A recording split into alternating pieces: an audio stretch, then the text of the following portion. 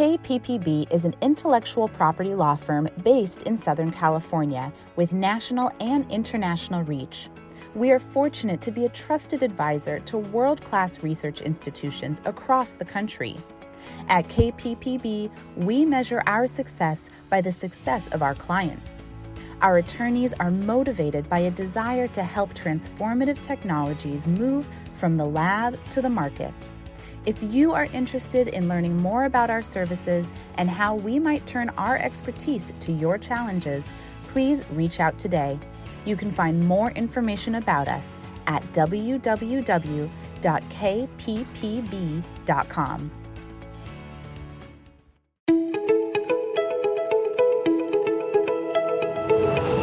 You're listening to Autumn on the Air, the weekly podcast that brings you conversations about the impact of research commercialization and the people who make it happen.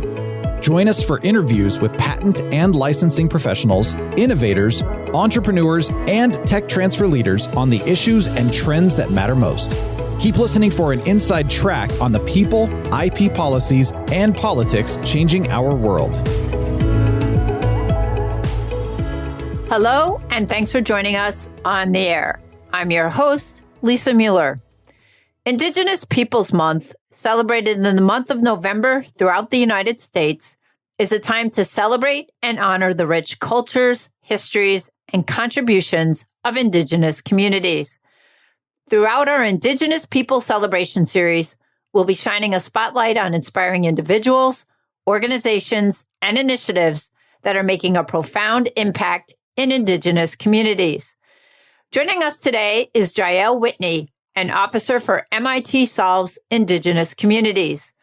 Jael is a member of the Choctaw Nation of Oklahoma and currently serves as an officer for MIT Solves Indigenous Communities. Before coming to Solve, Jael was a business development leader for sustainability software at IBM, where she was also part of IBM's Native American Council. She studied marketing and economics at Kansas State University and the University of Economics, Prague for her undergraduate degree. She has also previously worked for a social enterprise in India and has enjoyed doing pro bono marketing volunteer work with several different nonprofits. In her free time, Jael is actively engaged with the Glitch artist community and exhibits in the greater Boston area. Welcome, Jael. I'm so excited to have you here on the air. Thank you. It's nice to be here. Well, Jael, I wanted to get started with basics. Can you tell us a little bit more about MIT Solve and its mission, particularly as it relates to Indigenous communities?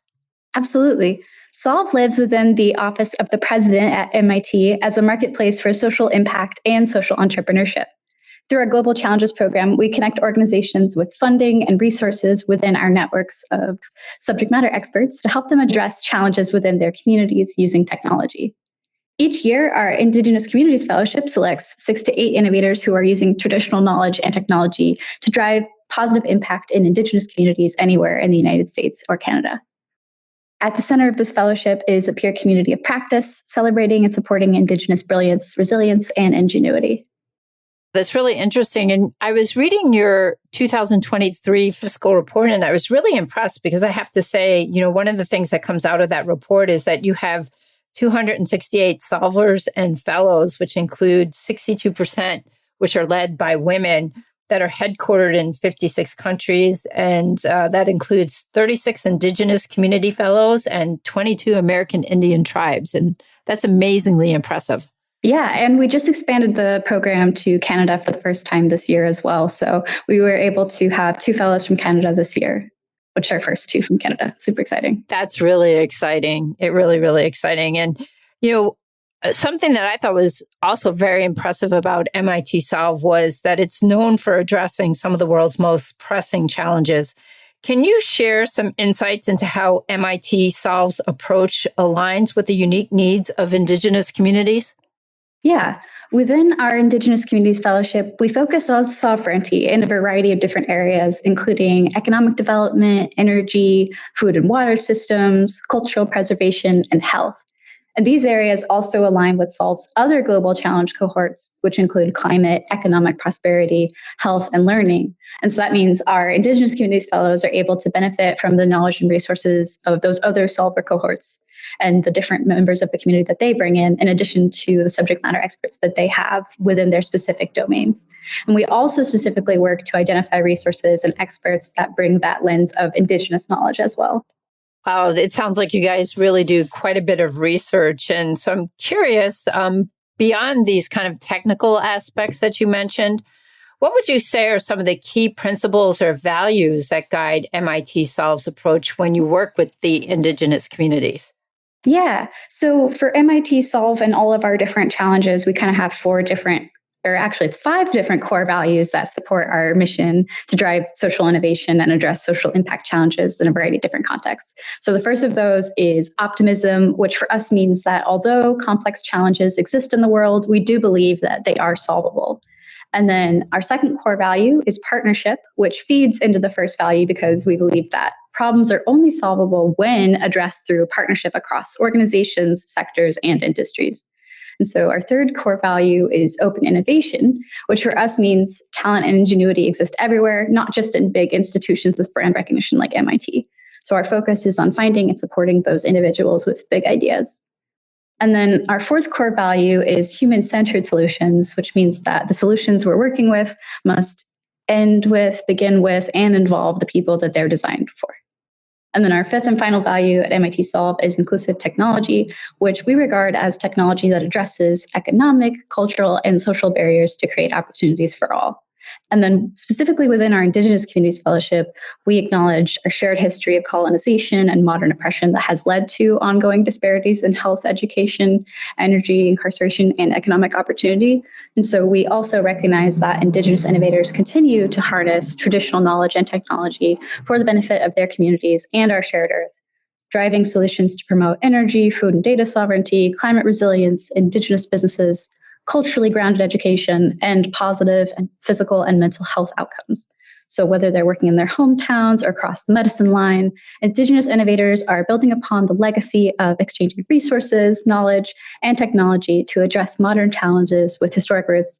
And within our fellowship, we are always looking for ways to celebrate that. Wow, that's quite an undertaking. How big is your group?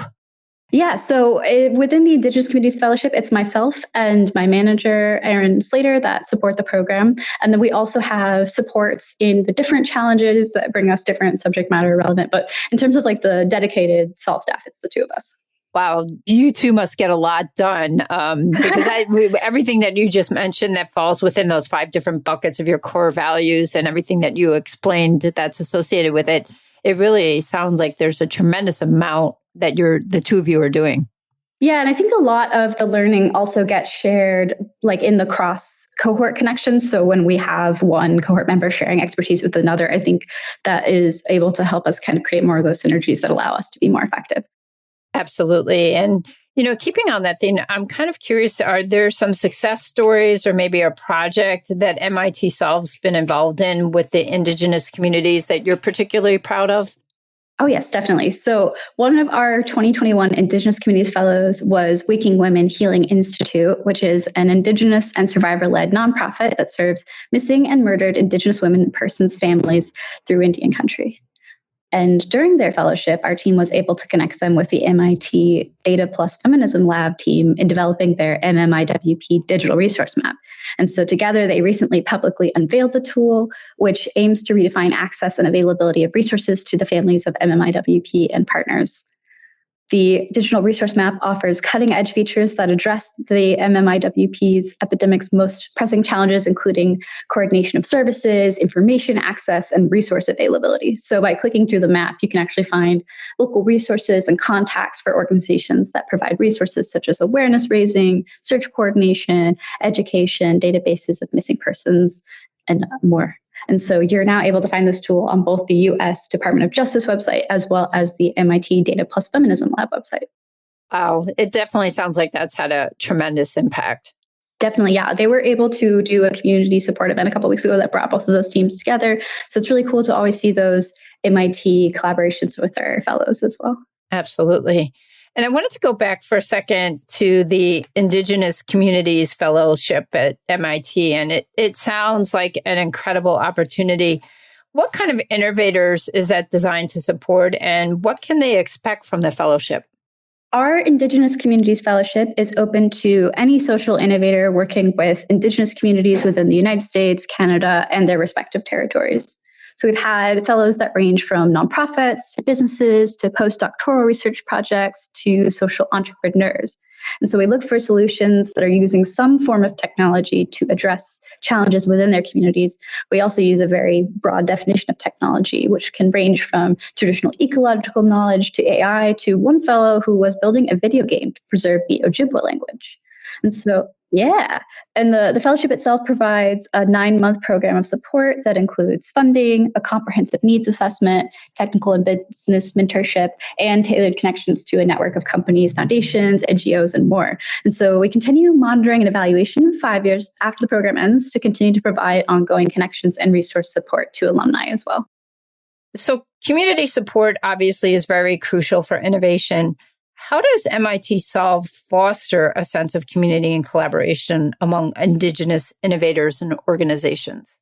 Yeah, so we help to create a sense of community and collaboration through a combination of in-person events, monthly virtual cohort calls, and through facilitating individual connections to resources in our community of support. So solvers from all of our different global challenges will first meet in September at Solve Challenge Finals in New York City during the UN's General Assembly Week. And then after that, our selected fellows will present 3-minute pitches at that event to an audience of supporters and experts. After that event, and everybody's had a chance to kind of catch their breath, we'll do a few monthly cohort calls, and then we'll get together in the spring with our Indigenous Communities Summit, which usually brings together our fellows as well as some community supporters to just get to break bread together and learn more about the work that they're doing. And then in May, we bring everybody onto the MIT campus to share their work and successes from the program, and get to show them some of the resources that we have on the MIT campus in person, some of the people that they've already been speaking with all year. So it's a really great opportunity to celebrate together. So November's Indigenous Peoples Month, and this is a time to celebrate Indigenous culture and contributions. How does MIT Solve acknowledge and incorporate the rich cultural diversity of Indigenous communities into its work? So we work to center Indigenous voices in our community by featuring them on the MIT Solve blog and newsletters. And then our team also facilitates connections with media organizations such as Tribal Business News to create opportunities to highlight the work our fellows are doing. So we've already had one piece come out that showcased all the fellows. And then we have another one that's focused on highlighting our fellow this year, Totem, who is building a digital bank for Indigenous peoples. So those are a couple of examples. And then we're always looking for more opportunities to provide our fellows a chance to be in the spotlight through speaking events, webinars, and news articles. So Jael, looking at the big picture, how do you see the role of technology and innovation evolving to better serve Indigenous communities in the coming years? Yeah, I think there's this notion called two-eyed seeing, which involves looking at the world through lenses of both modern innovation and traditional Indigenous knowledge. And I believe it's this kind of integrative approach rather than the more isolated or fragmented approaches that will be what we need to help create flourishing within both Indigenous and non-Indigenous communities.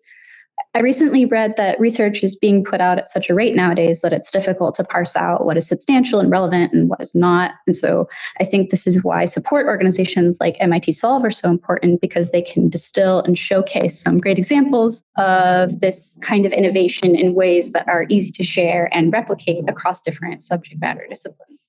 So I think this intentional approach can also help prevent some level of reinventing the wheel and instead draw from longstanding practices of time and place-based wisdom, such as that found in Indigenous communities, traditional ecological knowledge, and bring all of these different pieces together into solutions that help more people in more ways over longer periods of time.